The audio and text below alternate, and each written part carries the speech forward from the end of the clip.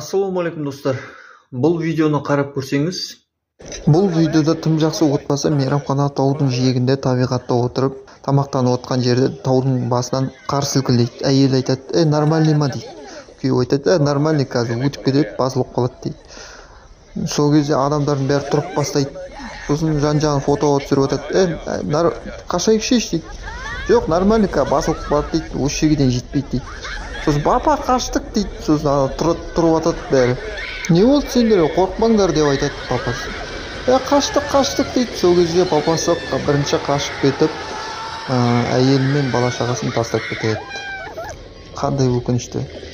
енді келесі видеоны қарап көрсеңіз, Бұл видеода әйел адам эксперимент жасайды. Ауға қоянның баласын ұстап алады да тексеріп көреді. Әкесі ма, мамасы ма әйтеуір келіп, манағын ұрып, мана әйел адамды жібермейін баламды деп, ата-анасы қорған болады. Кірпі баласын жұмсағым дейді, қарға баласын аппағым дейді, қоян баласын батырым дейді, тасбақа баласын білмеймін не дейді. бұл жерде енді түпкі мағына негізі ана кісінікі енді бала шаға үшін не істемей, қоянның ізін салып кету керек еді. Қоян жылы қыс қатты болады, жаңа жылдармен.